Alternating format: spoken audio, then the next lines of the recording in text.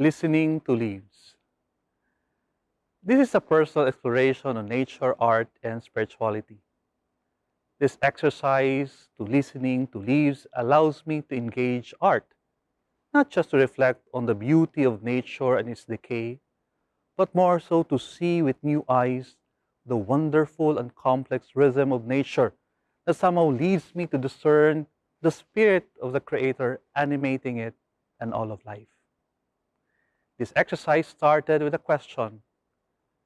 When I was a seminarian studying philosophy here at the Ateneo de Manila, I had to struggle with essays whose authors also grappled with questions like what constitutes being and all that there is? How do we know when something is one, good, true, or beautiful? What does it mean to be human? Or what does it mean to be part of one in the many? I must admit that I was not able to sufficiently answer these questions, but they allowed me to be comfortable with asking questions and with the possibility of being led in a quest or a journey to seek answers. Perhaps this search is akin to my fascination with found objects. In his essay on the assemblage with found objects of the Filipino artist Afonso Osorio, American art critic Bernard Harper Friedman noted that nothing is found, everything is sought. I realized that found objects are not really found, but rather sought for, because they are not just something one stumbles upon, but one seeks consciously or not. One such act of seeking in relation to a quest is to listen to leaves.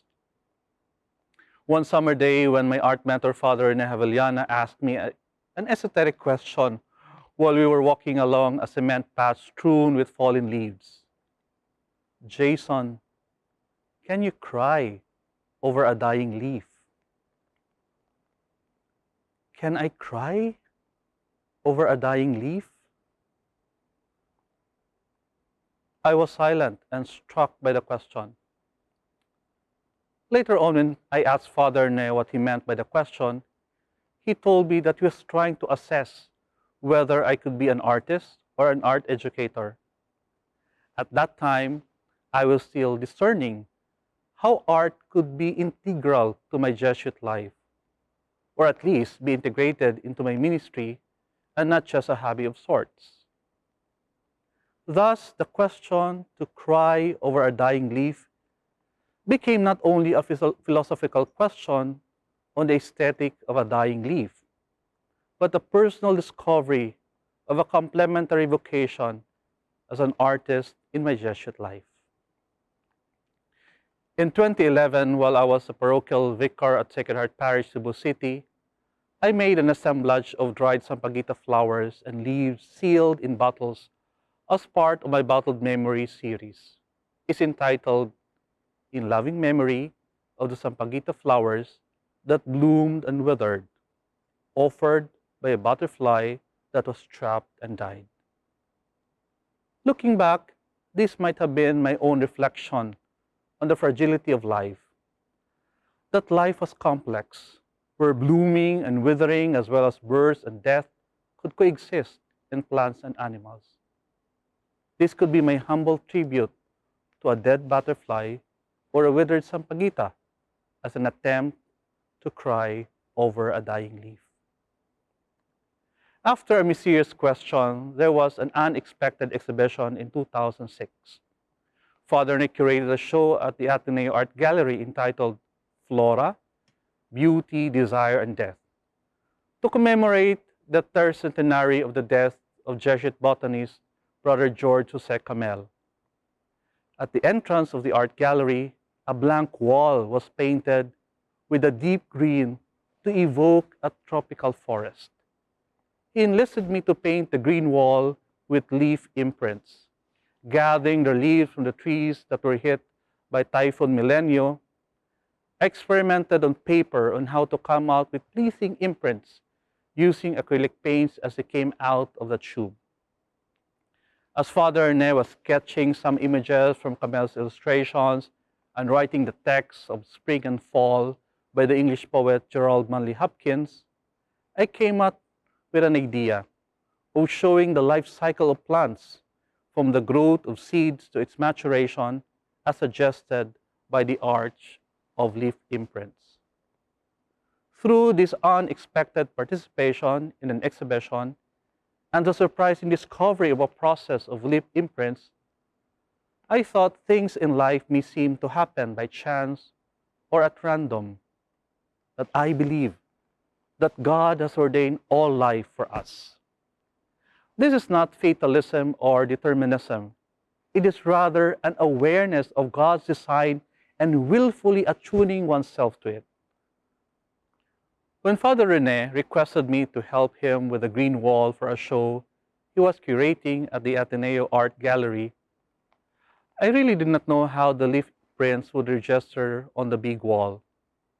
But I sensed the pulsating life in the deep green hue and responded to the fallen branches and leaves due to a tropical storm. The completed mural was an act of registering the divine murmurings and the whisperings of the universe.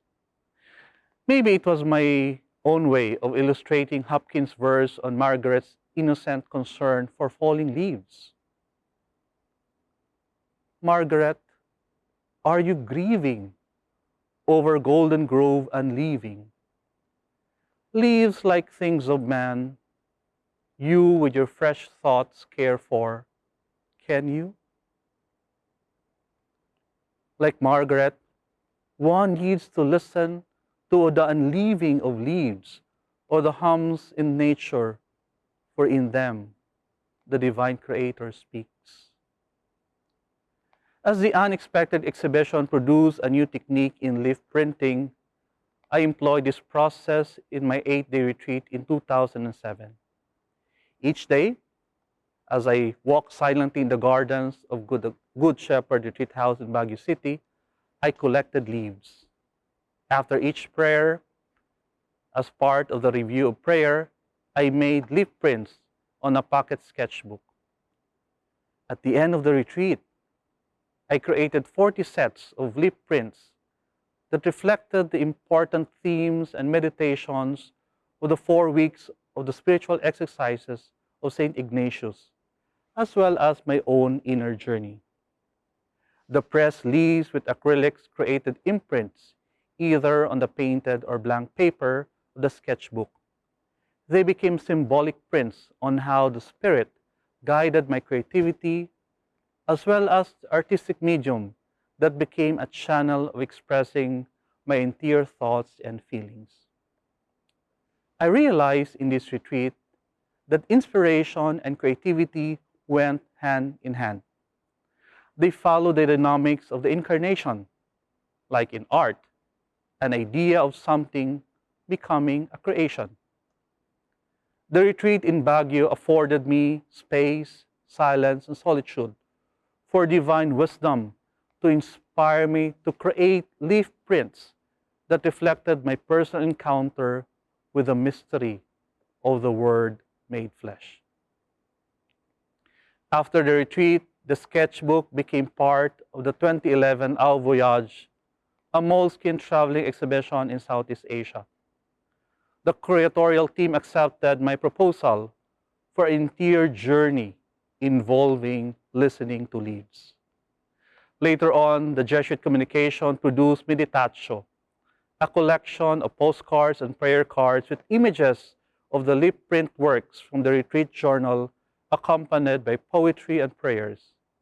These postcards and prayer cards were proposed as meditation guides for individual and community prayer sessions.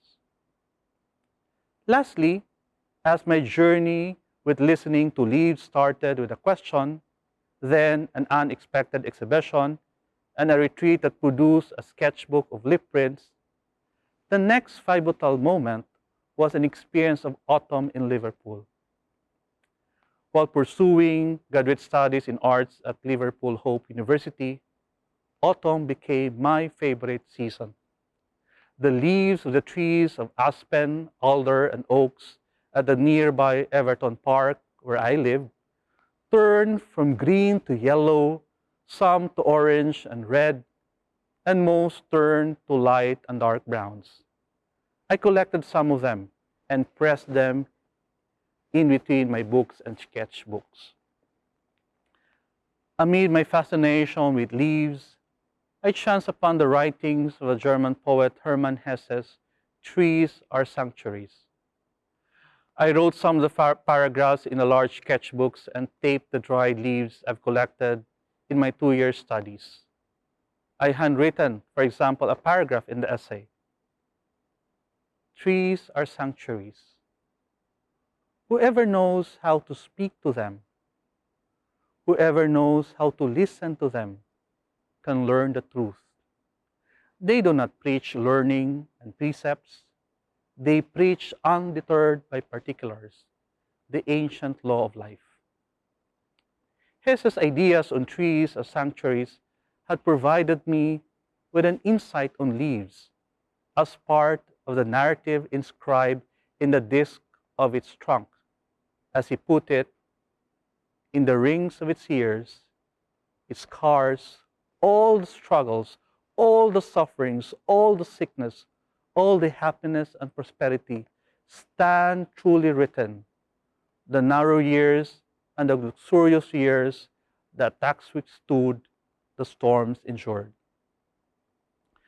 The story of the trees enshrined in its rings, as well as the leaves of Liverpool, taught me about elemental seasons and surrendering to the cycle of life. Autumn leaves somehow prepared me for the untimely death of my father in summer of 2014.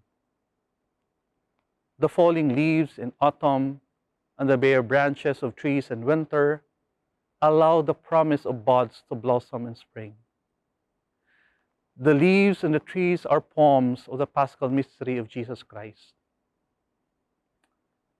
Like the spring and fall of life, as Hopkins suggested, there is mortality. There is also eternity. Hesse was also right in saying that in speaking to trees and in listening to leaves, one can learn about the truth of life. Thus, based on my experience, listening to leaves offers 4 lessons. First, a question can lead one to a journey of discovery, like how I discern a possible vocation as an artist. Second, like an unexpected exhibition, things in life may seem to happen by chance or at random, but God has ordained all life for us. We need to listen to the hums in nature because it is where the divine speaks. Thirdly, like leaf prints I produced during a retreat, inspiration and creativity go hand in hand. Like art, an inspired idea becomes a creation. It also attunes one to the Creator. And lastly, as the leaves in Liverpool taught me about elemental seasons and surrendering to the cycle of life, we are invited to face life with its reality and mystery of birth, death, and a new life thereafter. So my invitation for you is to allow nature to speak to you. It may fuel your creativity and deepen your spirituality.